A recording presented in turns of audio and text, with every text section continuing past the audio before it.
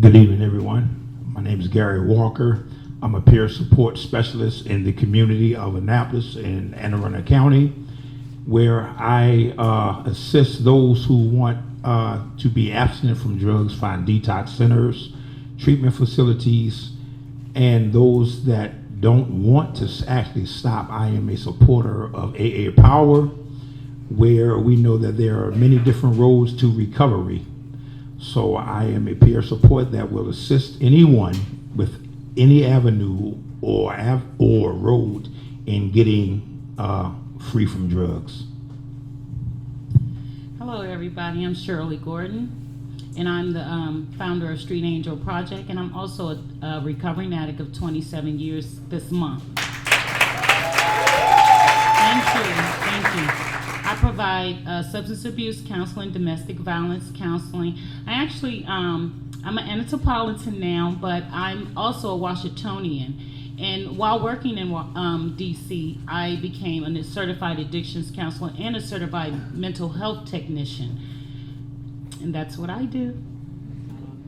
My name is Traynor, and I am the executive director and founder of Serenity Sistas. And what we do is we offer supportive housing here in the city of Annapolis.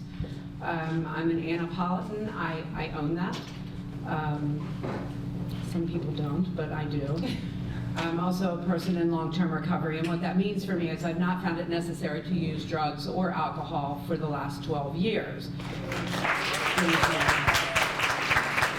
But what it also means is that for me today, I'm not a menace to the city of Annapolis, because I can tell you that there's still some officers on the force that know me.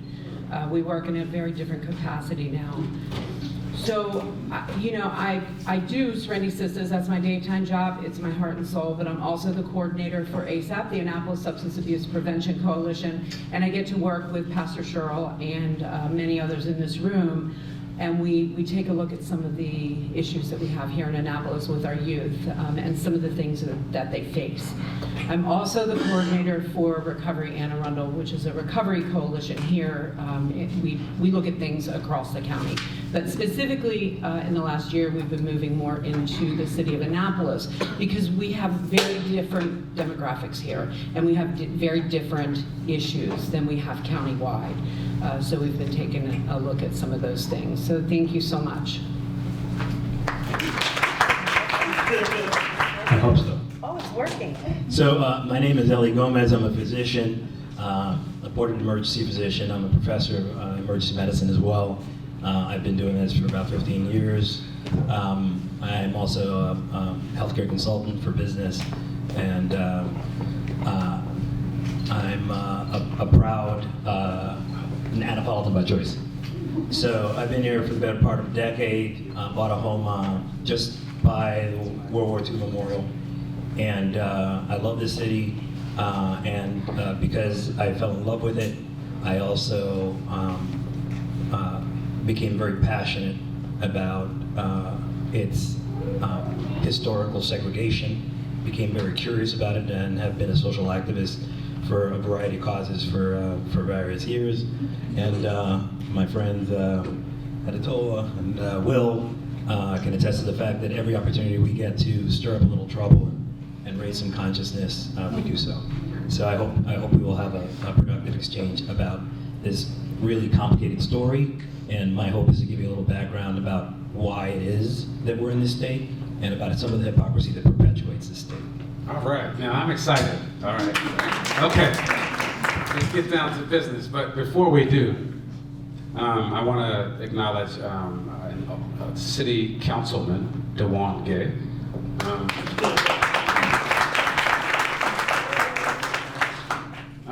He's not in high school anymore.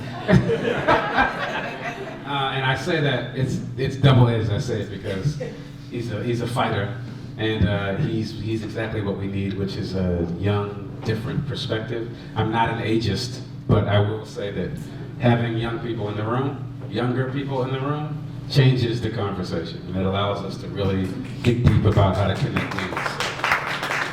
It's a little self-defeating, since my hair is so gray, but So, Dewan, do you want to say anything, or welcome, or say anything to say hi?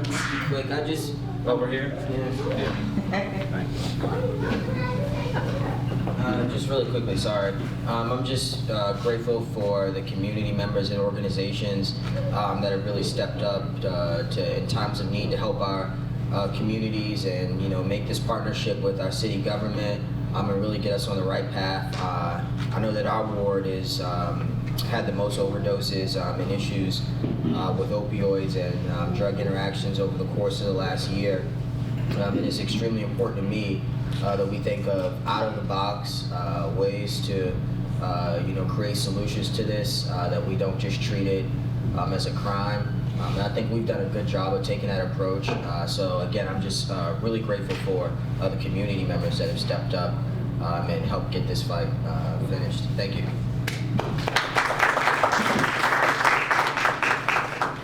All right, that was good timing, because this is a rebel group up here. I know that already. I know this group of people. So let's get right down to it. What do you all consider the most important component of successful treatment when we talk about treatment? We're gonna fight over the mic the whole time. Well, there's two. Before I dig in on that question, I too am a native-born Annapolitan. Whoop whoop. And I too am in long-term recovery. February 7th will be 12 years clean. So the question, can you say that again, please? Since I don't have gray hair. Okay, right. I'm holding on to mine. So what is the most important, what do you view as the most important component of successful treatment? What I view is the level of support that someone is getting while they're going through treatment. Because if you don't have the avenues of support within the community or within the treatment, you kind of get frustrated with going through certain levels of treatment that relapse is sitting right there. But if you got a coach like peer support, or you have a mentor or somebody cheering you on while you're going through, it's really helpful that you have those components put together. Like your caseworker giving you avenues and giving you tools to use, like how to deal with stress and how to deal with anger and things of that nature while you're going through your recovery stages. It's real important to have a rooted, grounded support factor in your corner. Okay. Oh, you pick that up? Go ahead. Okay. Oh, I keep forgetting you have that, I'm sorry. I would have to say that the most important thing when we're talking about treatment, treatment is important because we need to go into treatment. But what we need is we need the continuum of care, much like Gary talked about. It's the continuum of care, and we have to end the thought that it's treatment and done, because it's not. We need the supports we need all of the wraparound supports, and that goes from active addiction all the way through to sustainable recovery. And sometimes we have to walk those individuals through it, because listen, I was 45 years old when I finally got clean. I had been a business owner, I had been a homeowner, a mother, a foster parent, but in the end, I lost every single ability that I had to think rationally. And I had to have people help me walk through it. So it's the continuum of care, and it has to go from active addiction all the way around. So I want to flesh that out a tad bit, right, about in terms of the continuum of care. What does that look like for people, so they understand, like, give kind of an example of what that looks like? So one of the locations that I run is crisis stabilization. So an individual walks into a safe station and they ask for help. From safe stations, they come to a crisis stabilization bed, where we work 2 to 6 days. It takes us typically to get them into treatment, formal treatment, into a rehab. They get out of a rehab, and if you're lucky, you will get 21 days. If you're lucky, if you have good enough insurance. And some programs are coming out, it's a little bit longer now, but about 21 days. So you get out of treatment, and then what do you do? Most of the time, most people can't go home because they've either burned the bridges or perhaps it's not a safe location for them to go. So now they need housing. They come in, but the individuals that I work with, they don't have jobs. So how do we get them jobs and get them acclimated into the community and get them employed? And, you know, so it's housing, it's employment, it's recovery support services. It's just a whole circle. I mean, that's what it is. It's a circle, it's a continuum of care. And for me, and I'll put the mic down, one of the things that probably gets under my skin the most is when people say, oh, relapse is a part of recovery. Relapse is not a part of recovery. Relapse is relapse. That's right. And to stop those individuals from relapsing, we have got to give them the wraparound services. That's right. No licenses, no social security card. With those two things, they can't get a job. They need housing. They need food. They need safe people to be around. So I hope I answered that. Here you go. So I'm going to say something. More than answered. Thank you. Yes, so I'm not, I don't have a personal history of addiction, but I have a lot of friends that, you know, growing up around New York City and poor neighborhoods, I've had a lot of friends that overdose, have similar types of struggles, and it's part of the inspiration that drew me to medicine and why I went into emergency medicine specifically. But I can tell you that part of this conundrum that we're in and why we keep having these conversations decade after decade with plenty of evidence for what works and doesn't work is it's not economically incentivized. And that we have a duplicitous system that's represented and led by individuals that do not have that kind of background or interest. The head of HHS happens to be a big pharma lawyer who was hired by the present administration, basically, supposedly, to address issues such as the opioid epidemic and crisis, but in fact, hiding behind solutions that are all vested in pharma. And you know, the well-published 5-point plan has multiple aspects of which are being funded to create drugs to solve the problem. This is inherently, fundamentally, the wrong approach. Having been in medicine for over a decade and a half, I can tell you that my patients do not need drugs to get off drugs. They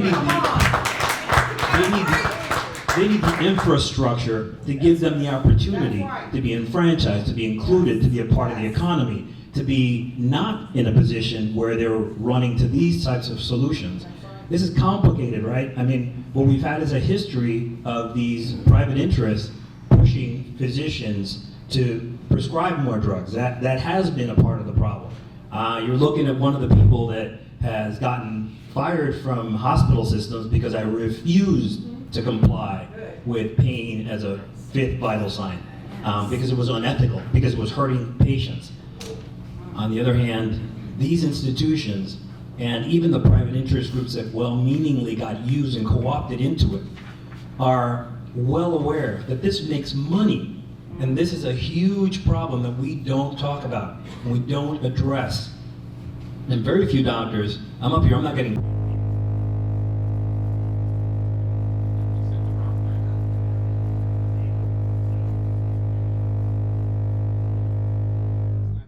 yeah, whatever. You know what? That's sabotage. Yes, that was Ellie Gomez who was making those comments. Let's be clear. Somebody knows that I'm telling you this. So, I'm not getting paid to tell you this, but I am still going to say it for the rest of my career. There are hypocrisies in the system that people don't admit. And because there is no economic interest in saying what I'm saying, most patients don't ever get this information. I tell my patients. I tell them that this is how the system works. I tell them how to avoid getting sucked in by it and used by it.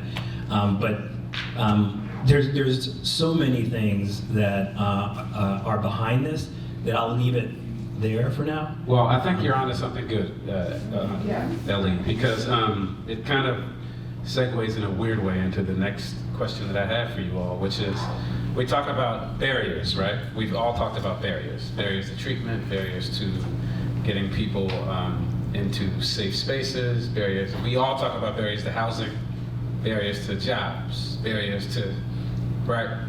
But we also have conversations about unintended or intentional barriers that are set up. So I would like for you all to flesh out what unintended barriers impact marginalized and kind of vulnerable communities. And we're not just speaking about, let's say, African Americans, but we're talking about vulnerable communities geographically or otherwise. What unintended barriers?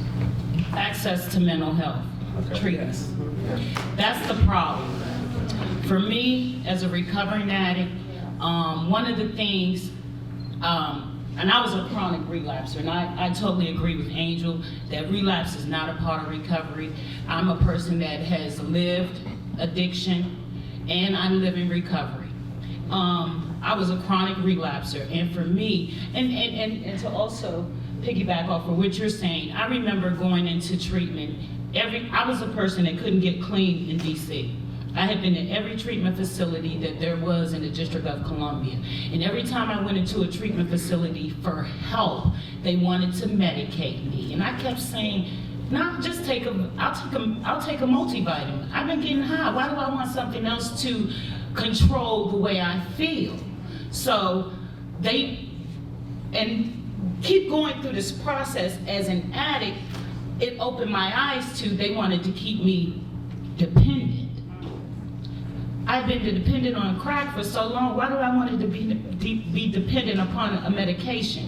And then there's about educating people when they go into treatment, the do's of what the drug does to the body. Do anybody educate these people that when you're ingesting these drugs, that they eat away at your organs, your teeth, they eat away at everything? This is what I was taught in treatment. And another thing, that I had a client recently who was in a treatment facility who had a bad trip off of LSD. He could not get a bed into, and this is here, he could not get a bed. So we had to put him back on the street. I had done everything, reached out to everybody. Luckily that he was getting outpatient services at Arundel Lodge. Then his grandmother called me again. Bishop know who I'm talking about because we worked on getting this person into treatment together. And the gentleman wanted treatment, had not used LSD since he had left the treatment facility, but he knew that he needed to be inpatient. But because he had not used a narcotic and was using alcohol and marijuana, they didn't feel the need for him to get treatment. So this is where we have to stop, because there are people that want treatment and they're being turned away because they can't get treatment or get into a bed. We need to raise awareness. We need to educate our community. It does not discriminate. This is a diverse drug that's out to kill our community. I'm here because I lost a daughter. I'm struggling now because this is her anniversary of when I was finding out that she was on drugs. I did everything to save my kid, and her month of her death is coming up. If I can do anything to save somebody else's child, I'm doing it. I'm in the community doing cleanups because I'm not from Annapolis. So I have to engage with them the best way I can to gain their trust and letting them know that I'm here for you. I'll do anything for you. And then first, this is why I started the Street Angel Project, because it's about giving them education to triggers. A lot of people, when they come out of treatment, they don't know what their triggers are. Some people don't even tell them what their triggers are. For me, it was the smell of a match being lit. That was my trigger. So I'm here to say we have to raise awareness, we have to get involved, and we have to save our people. Do you mind sharing your daughter's name? Oh, I'm sorry. My daughter was Christian Lynch, and last year, December 30th, I was not home, but I got called from my oldest daughter, Crystal, They said, Mom, you need to get home. I just came home and found Christian unconscious. Prior to this, I had got Christian in the treatment program, and I gotta give my praise to crisis response here in Annapolis, because they saved my daughter by getting her in treatment. Unfortunately, when Christian got out of treatment, she didn't do what was told to her.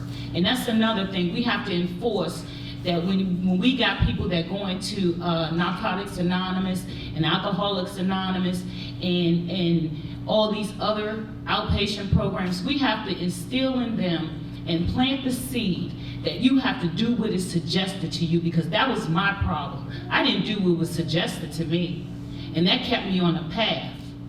But here I am, because once I did what was suggested to me, here I sit. Thank you. So there's a fundamental problem that you point out, a fundamental flaw in our healthcare system, and that's that if it's entirely incentivized by your ability to make a profit, we are never going to get at the mental health services that are required.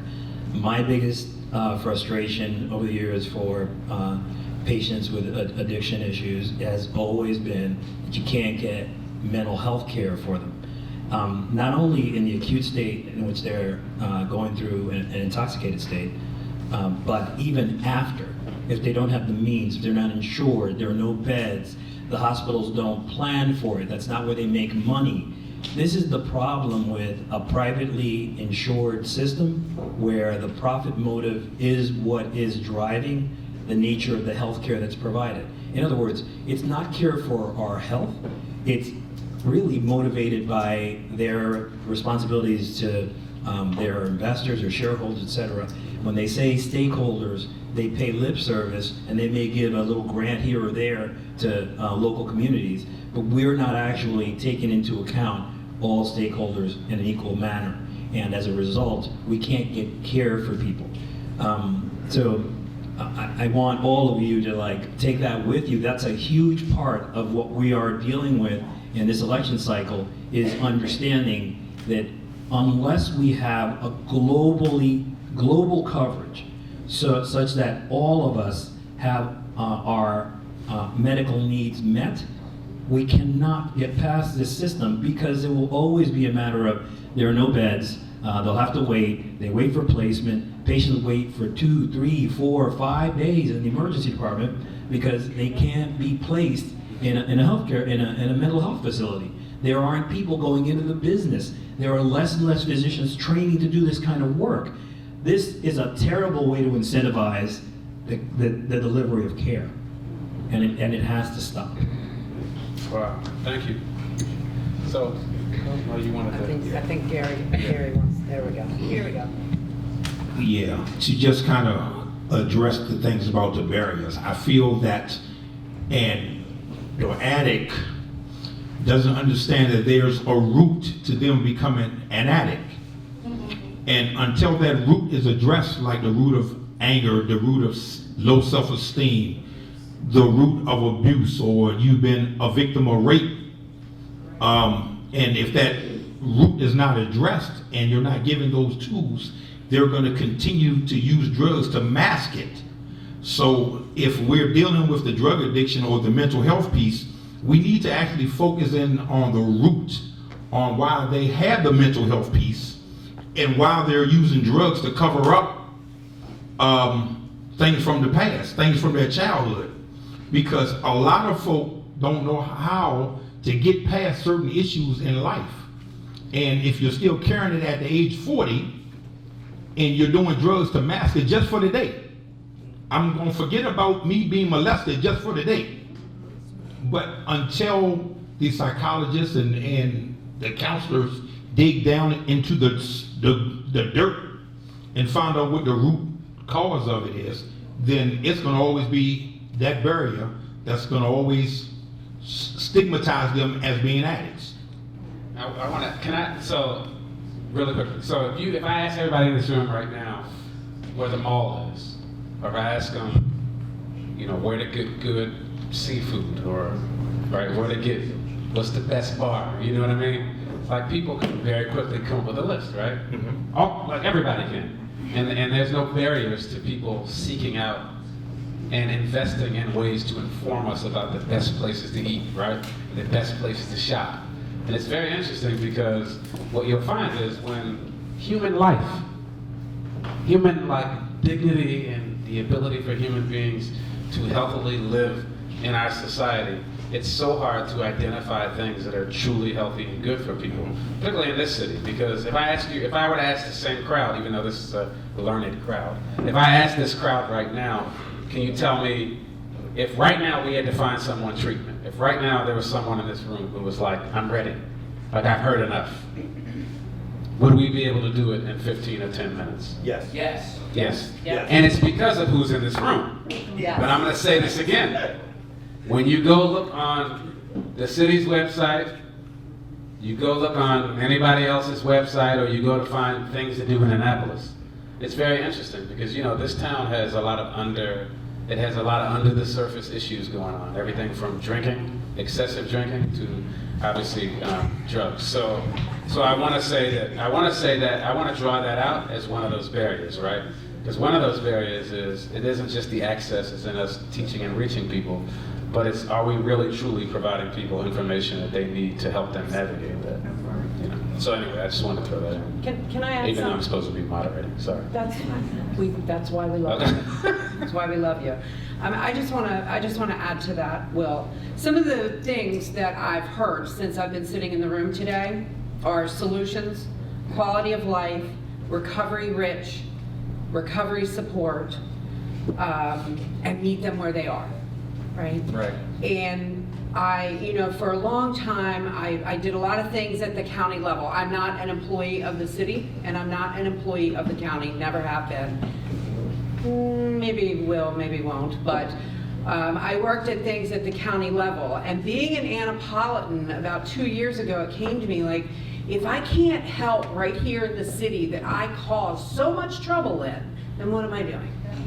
Right? Bring it back to the city, because Miss Rita, in my lifetime, I have been in your neighborhood causing problems. I have been in the other neighborhoods causing problems, going in, doing things that were completely unacceptable to do, right? And so that really is what brought me to work with the city. And I heard Recovery Rich, and I have to wonder if everybody, even the people in this room, like, do you really realize how recovery rich Annapolis is? Right. Right? The recovery community is strong here. It's strong. And I think that, I think it's just gonna take the boots on the ground for those of us to keep working at it, to keep going at it, to be able to help those people and get that help. Now, if somebody came to me today and said, I'm ready to go to treatment today, could I take them to the Hope House today? Or to Pathways today and get them help? That's not gonna happen. No. However, if somebody walked into a safe station or called mobile crisis response and said, I need help, first of all, they need to know about the services, right? Because it's apparent that people, even in this town, people don't know that they can walk into a fire department and ask for that help or to call mobile crisis. But can they do that today and get somebody will make a phone call within 15 minutes and get them into a safe place until they can get into treatment? Yes, is the answer to that. Okay, there we go. Okay. So this moves us to kind of one of the other, we've discussed challenges and barriers, and so we also have to remember that we do know that there's light at the end of the tunnel. Otherwise, we probably wouldn't be in this room, because we do know there are things we can and should be doing. So name some of those things that you think help us move towards that vision of a continuum of care that's truly wraparound, truly symbiotic, truly comprehensive. So one of my frustrations with how things don't move forward or don't improve has to do with the type of leadership that's put in place. when policies are being developed.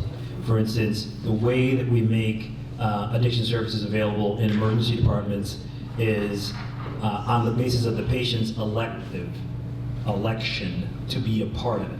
In other words, there's very little incentive to spend enough time speaking with the patient to get the interaction that says, yeah, there is a way for you to get help. Would you like to have that help? We have somebody right here. It's like an invitation for anything. It's not the first thing on the mind of that individual that just got resuscitated, that oh, you know, what I really want to do now is fix my life. But if there is no incentive to actually engage with the individual for their ultimate health, then this is a huge problem. And so that's one of the things is I believe strongly is a barrier, that there is no incentive to do that. If a person has a critical event that they nearly die from, there's a certain feeling of like, oh, it's okay, it's fine. The patient doesn't want help, they're just gone. That's a horrible approach. That is an absolutely unacceptable and to me unethical approach. So I feel strongly that there should be oversight on how these policies are brought down and who's actually determining how they get into play, how they get to be. All right, I'm gonna be a provocateur. So Ellie, what does that look like? What would that look like? Well, Like utopian or, you know? well, no, I don't think it's about utopia. I think if you have an individual who is going to be in leadership with regard to these types of policies, it has to be somebody with a personal knowledge or experience around it. And unfortunately, the majority of the time, we have people that are very well educated, even with all due respect, the public health schools, they're very well educated, but they have no personal experience. And it's very rare that we actually have clinicians that are willing to say, no, I want to address the needs of all of the patients in this room. You'd be surprised how often, and it's almost callous, that individuals say, well, you know, whatever, they're not going to pay their bill. It's just horrendous. It goes back to the economics of it, and to me, it's entirely unethical. So I believe that leadership needs to be authored by individuals with a personal closeness or experience or practical clinical experience with these individuals going through overdose. Not just, you know, folks that go through law school and. So I wanted to add, it was a personal conversation we had, so I have no signals that I can say where they are like red light, green light.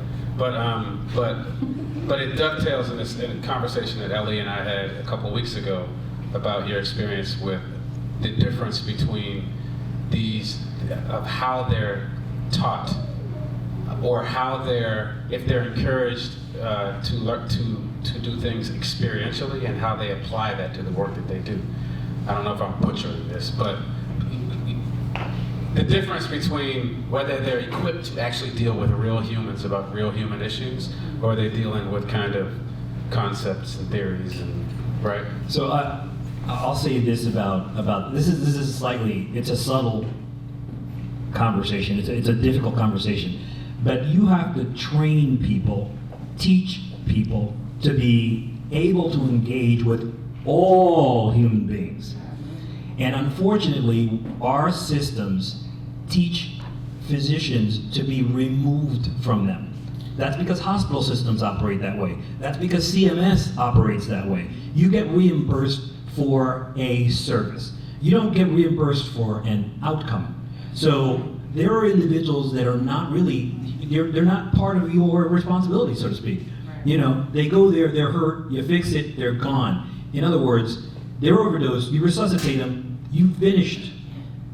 It's irrational. That is not the finish. It's understanding, where did it come from? What triggered it? What was going on with you? These things are not reimbursed. I have these conversations all the time with my patients. And I don't care where they come from, what background they are. If you don't have the ability to bring yourself down and humbly understand meet them where they are, then nothing will change. I know that because for some people that have come to me afterwards, years later, and said, hey, you know, that interaction you have, thank you for taking a little more time because this and this and this occurred as a result. But you have to start by having respect for all human beings that come across your path. Thank you, Ellie. Yes.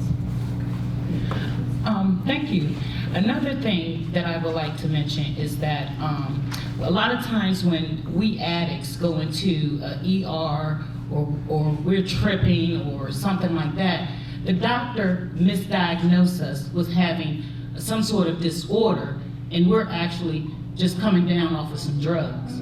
So there has to be a bigger conversation in the medical field about when you're dealing with someone that's coming off a trip and diagnosing them with schizophrenia, and they've never even had this mental disorder at all. And then you're putting them on yeah, you're putting on drugs, and that's complicating the problem. The root of the problem is the person is a drug addict. All right, talk on it.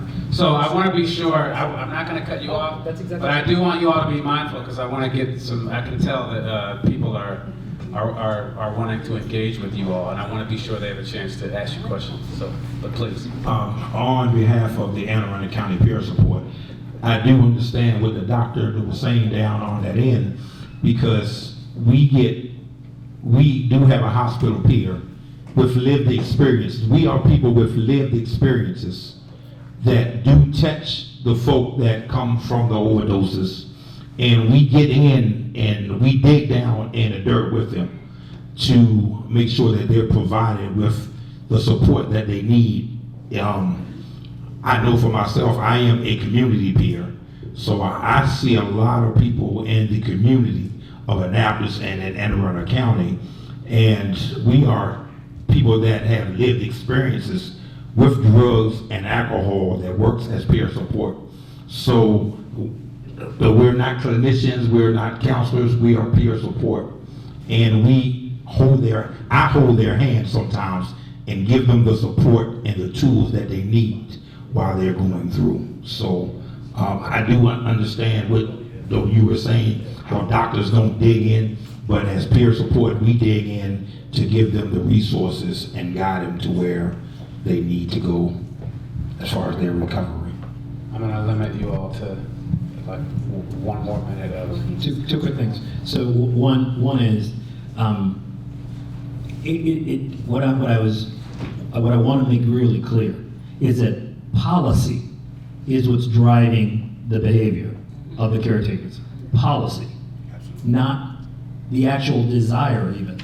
If you tell somebody, hey, don't do that, you don't have time to do that because you're not going to get paid for that, I'm like, wait, I'm supposed to take care of the patient, right? So give me time to take care of the patient. And that's the problem, that policy is driving the behavior. And that the sensitivity of a physician that would come to you and say, well, clearly this person has, they're intoxicated, there's a lot, so there's patience, there's time, you would not believe how the system is geared to a sort of condescension, a very sort of dismissive condescension, whatever they're high. It is irrational to me. This is a human being, they're in need, and that should be the issue. The issue should be an individual in leadership who says policy is that we ensure their safety. That includes taking this time to figure it out. Okay, so this is why it's really powerful to have a diverse, multidisciplinary type setup. Because imagine in having all the levels of conversation, and there's no hierarchy to it. But the conversation of how rich it is when you talk about from all ends of the conversation, it helps us come up with some pretty good, I believe, strategies to move towards some solutions. So at the conclusion of this, you all will come up with recommendations that you have to kind of improve access to care, right? So I want you to keep that in the back of your head. Right now, we're going to transfer to some questions from the audience so you all can interact with the audience, which is what it's really about. Sir? I'm Jim Collins, and in full disclosure, I work for Gaudenzi here in Crownsville. I have worked for the state of Maryland and a multitude of private outpatient facilities. Okay? That being said, I'm also a clinician.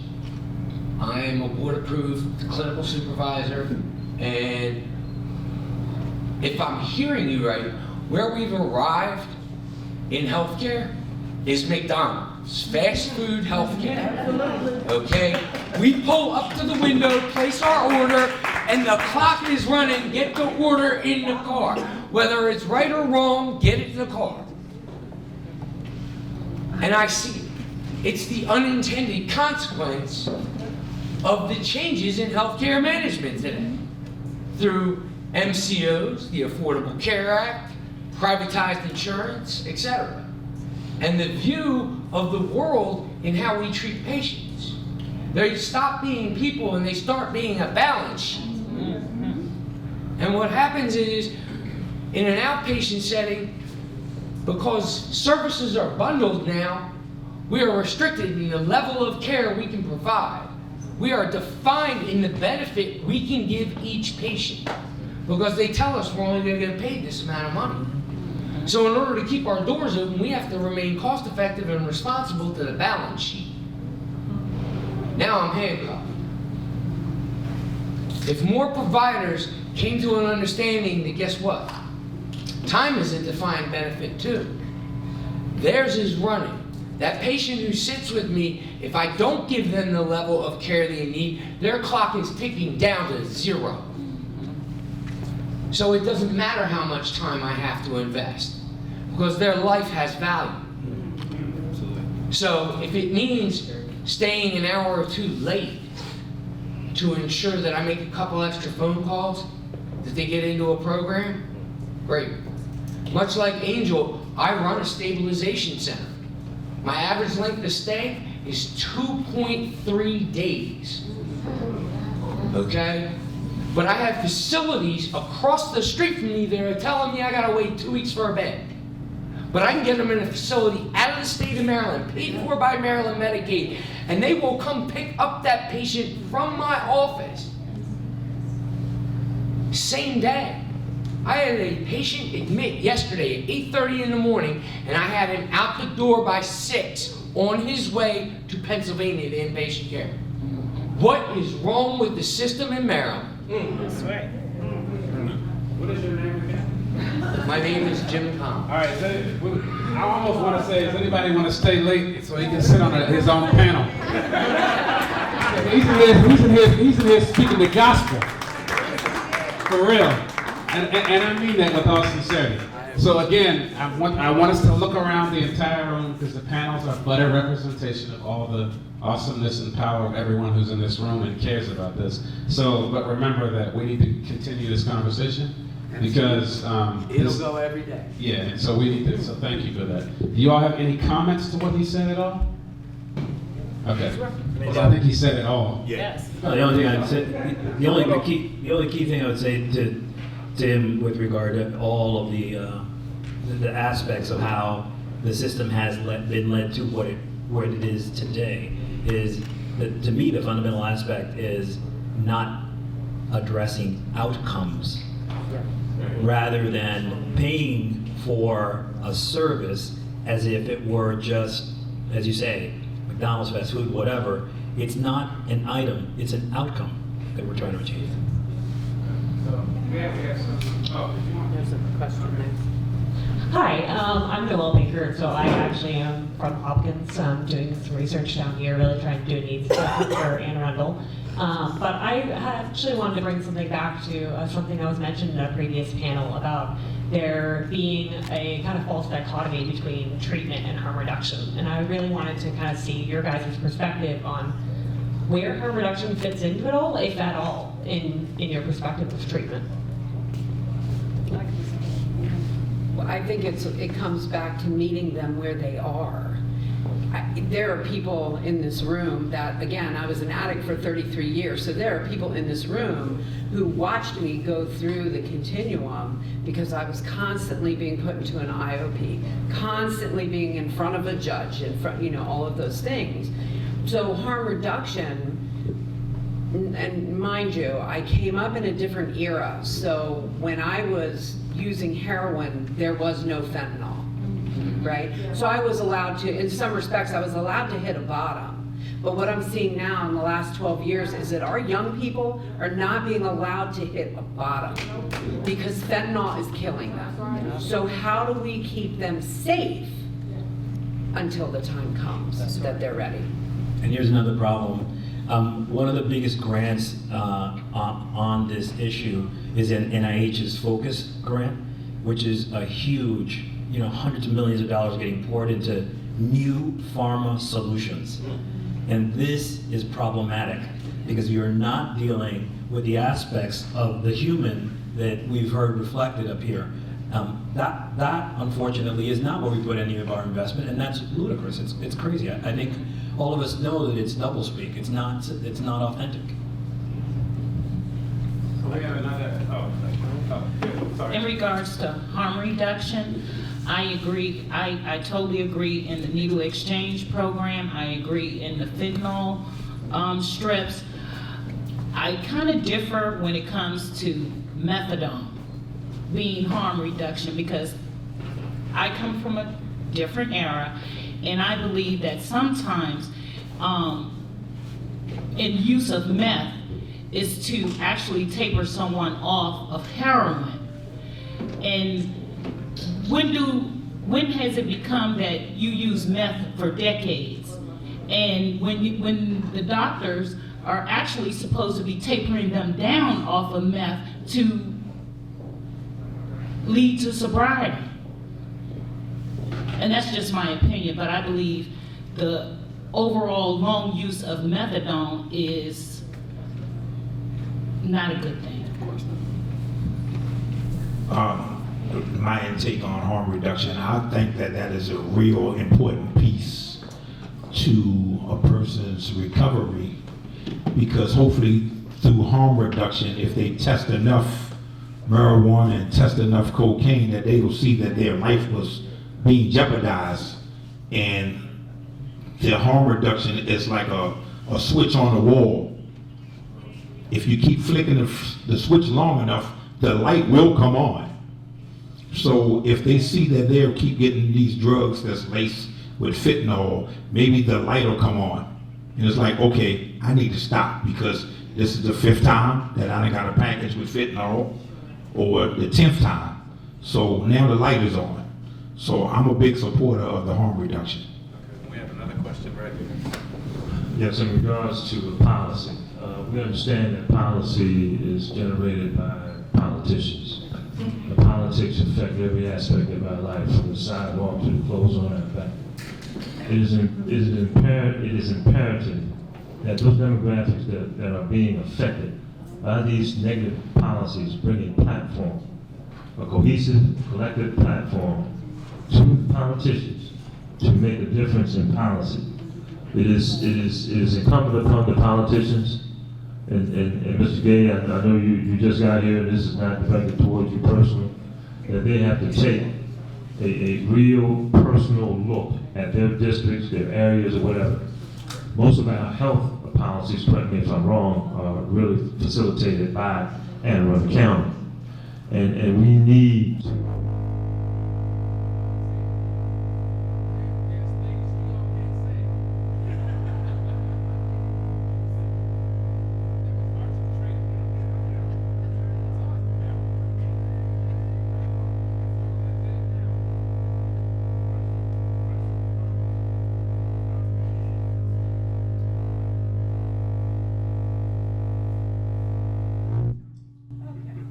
becomes, how can these demographics that are being exclusively, not almost exclusively, because we know it's everywhere, how can they create political platforms by which to bring to the politicians to evoke change in policy? Because I think that's where it's coming from. One of the reasons we're here right now is because people in Anne Arundel County who are not being affected in the first place, who have all of a sudden become affected, they have political power, which they brought attention to themselves. And that's why we're here now, where people have for decades have been affected, and there was no attention paid because they had no political power. Thank you. Well, can I just add to the policy part of it? I personally want to thank TOLA I want to thank you, Will. I want to thank you, Alderman Gay, for bringing this together and to continue. Let's keep the conversation going. And thank you for bringing those of us that work boots on the ground into the conversation. I say it all the time, like nothing about us without us. Please don't make policies for things that you don't understand. Please, I beg you, do not make those policies and those laws without having us at the table.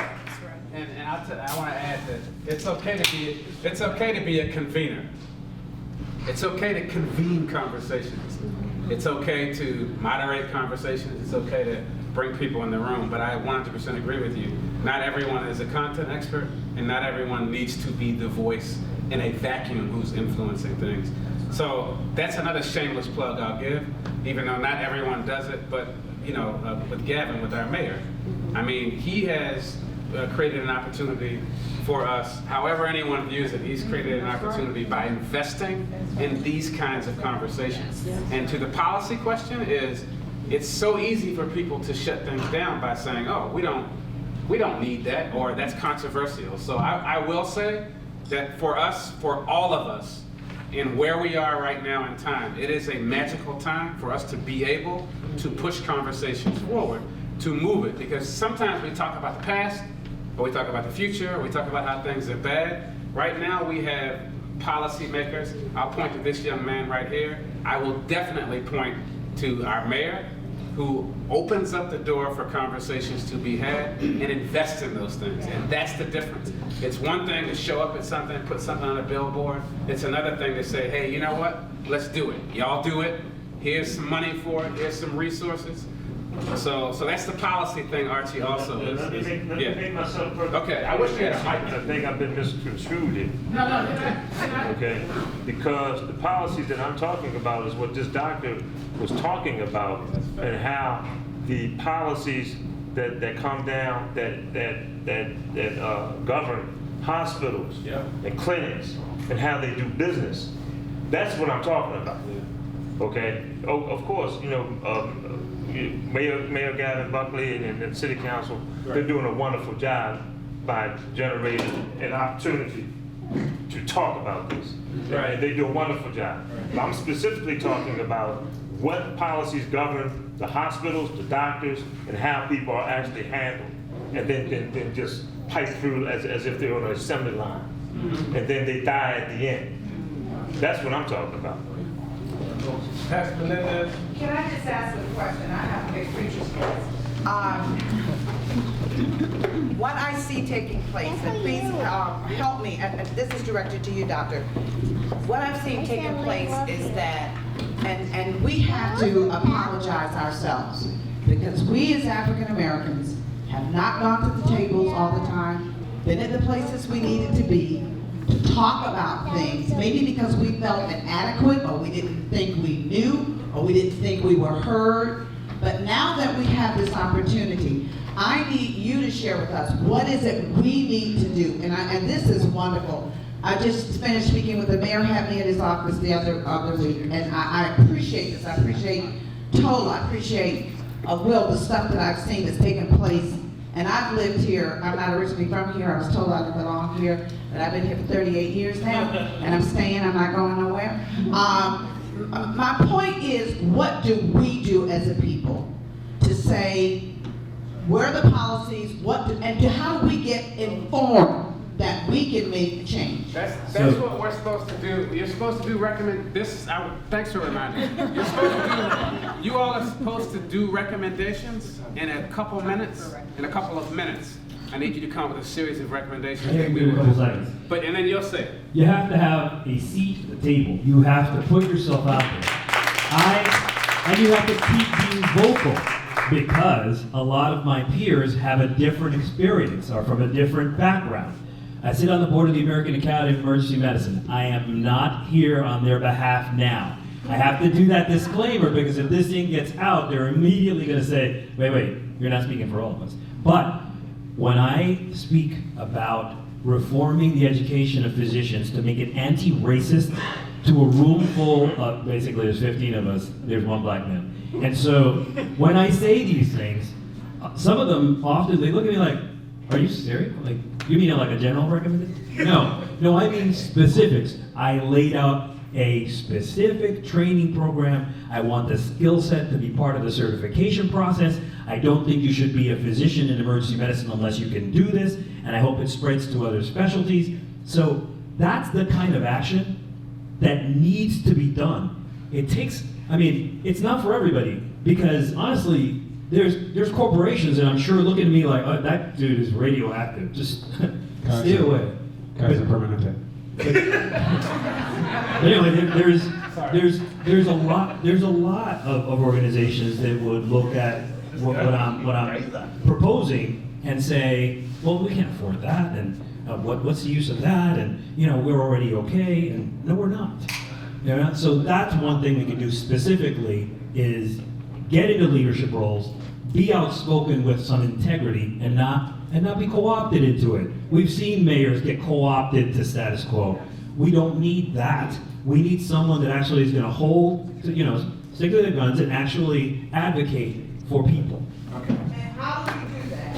Who do we go to is what I'm saying. That where does this go beyond this room? Because one of the things I see is fear. Well, this is, thank you. I almost felt like I put you up to this. Honestly, we don't know each other. So the purpose of this is to, as I said in the beginning, the purpose of all of this is to have a product. And that product is going to be a series of recommendations and they're not loosely worded, loosely formed recommendations. They're actually recommendations that go really hard at all of these things, because as we know, things do get scaled back when it hits the real world. So to develop a white paper, then into a report that will be given to our council persons at this level, our mayor at this level, and from there to our county executive, our county council persons, and with the help of we have an announcement towards the end of our next steps with our outreach and opioid work is for grant funding. So it's to connect the dots between gaps in services and actually having the resources to fulfill those. So those recommendations that come out of this will be into a scope of work for us in the city and hopefully in the county. So that's your deliverable right there. So on that note, I have to stay on task, and I would like for this panel on our subject area to give us your recommendations. I'm not a succinct person at all, as you can tell, but I would like for you to be. Isn't that fair? Before you get started, okay. I don't need a microphone. Okay. I would be remiss to say that a little over 2 weeks ago, a young lady came off the street, asked to charge up her phone, asked to use the bathroom, and OD'd in that very spot right there. OD, all the stuff was coming out of her nose. We touch her, we yell at her, and just she was semi-unconscious. EMTs came, they Narcaned her, hit her, pop, came back to life.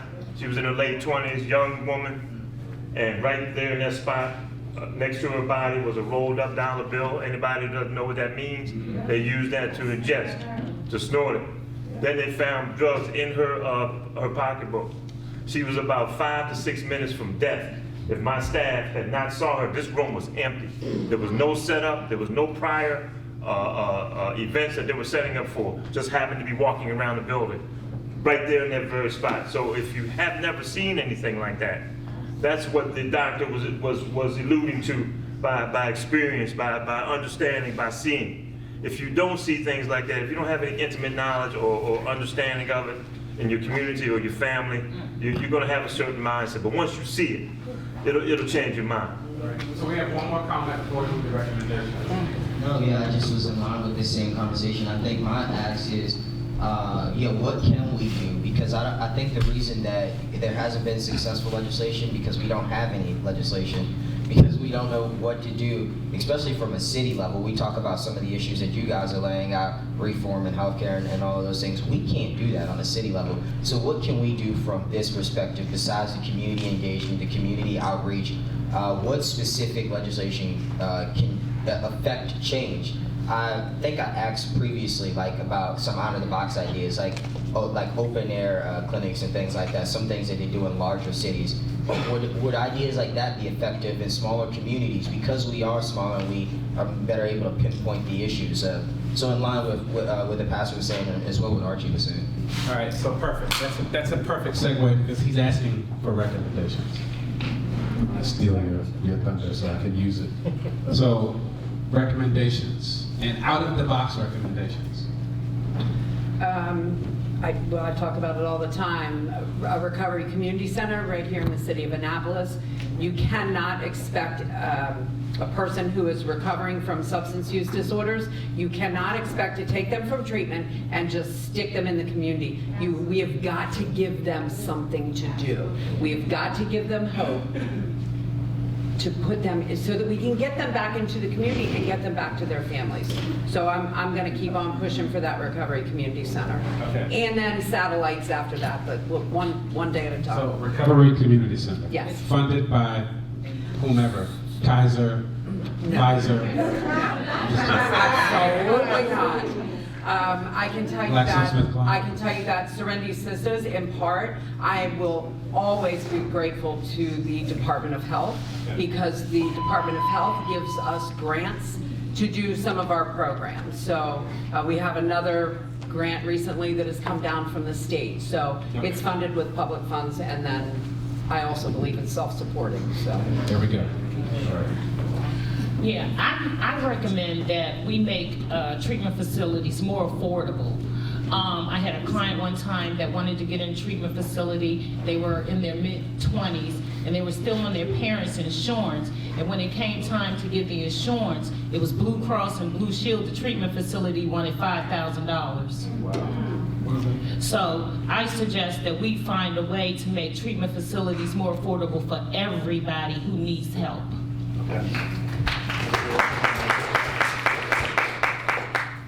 I'm going to piggyback off of what Pastor Shirley had said, that we need to come together with all our resources and stop looking at I, and put our resources on the table and developed a big coalition within the city where we can have the resources tangible, without going to Pastor Cheryl for youth and going over here for somebody else and going here. But if we all sit at the table with our resources and build one structure without wanting to be the head person in charge all the time, I think that we can move the stigma off of the city of Annapolis, and the Naptown anti-dope movement can set the stage for what the state is really trying to do.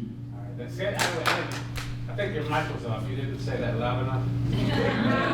I said that the Naptown anti-dope movement in the city of Annapolis can set the stage for the whole state. All right, all right.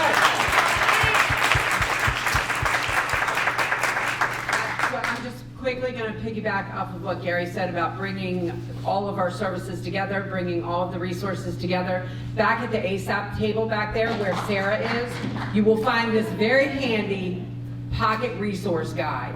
I've given it to Tola, I've given it to Will, I've now given it to Aaron. I would like for you guys to tell me what you want in this booklet for the city of Annapolis. There's a lot of county in here, and there's some city. What do you want in the next printing for the city of Annapolis? All right.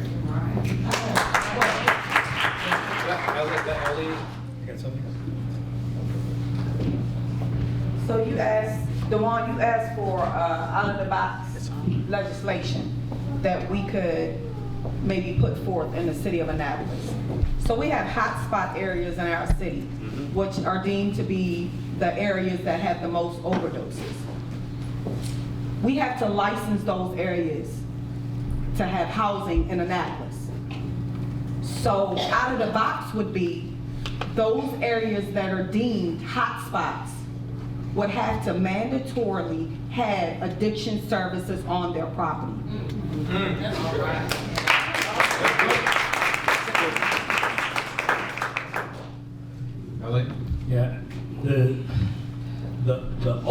frustration here is that there are lobbyists in Congress that were former members of the DEA and former members of Big Pharma, and they're undermining what are principled concepts around patients' rights and the protection of all of us.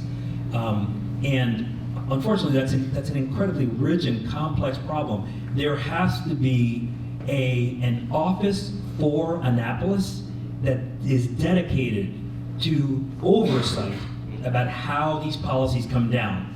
Whatever the support we're getting from the Department of Health in the county, this city has now grown big enough, it needs its own department.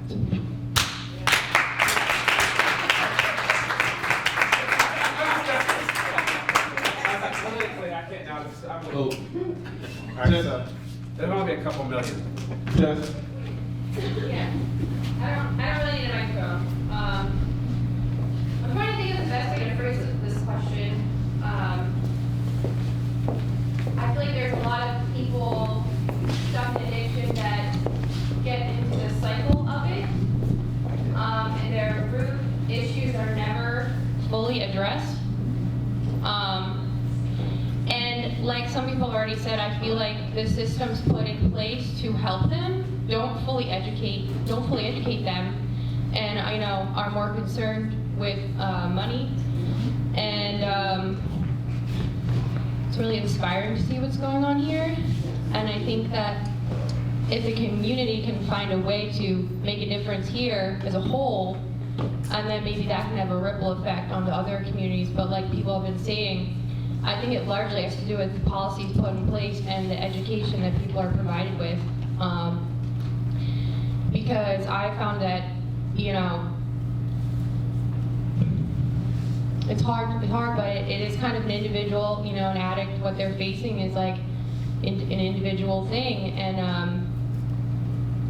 it would take a shift in society to create an impact on it as a whole. But it would be really cool, basically what I'm saying, if there's a way to, start shifting the stigma and like educating people a little bit more, so maybe like what happened with me and my story can become like common knowledge to people, and then that can like ripple off, and have a bigger effect. I don't know if that's a mix. Okay. I will say that what I get and what resonates with me, it makes me feel really good, is that is, I believe, the strength in all of us doing this. And that is literally the strength in this, which is what I think Angel, I think most of them on this panel said, it is really about galvanizing and building a coalition that's strengthened. And I'm gonna end my rant on this to say that my understanding of politics is that the kind of interesting thing is the more people are empowered and the more people come together and have conversations about things that matter to them, that are extremely important to them, the more it influences policy. It doesn't influence policy when individuals sit and go, oh, I can't stand that, or they're not doing a good job, or they're not well. The power in this is that we have an opportunity constantly to influence systems. Because what we've been talking about today and what they're talking about, interestingly enough, are systems change. It's really systems change, which isn't to say everything, all of this sucks. They're not getting to it, because it's us. We're abiding by a broken system. We are partaking and paying into a system that does not work for us. And the shift comes when we understand, oh, you know what? We're all talking about systems change. Which means we are the players in that. We change our system. I'm getting pointed, the watch has been pointed at me, so, Tola. Thank y'all. We're going to move to the next panel. But Angel, I want to thank you, Ellie, Shirley, Gary, and all the NAB members and all the people who support NAB. And I just want to say, like Will said, we're just facilitators, but it's really people like you. And the rest of the group that inspired this work, and y'all are doing the work.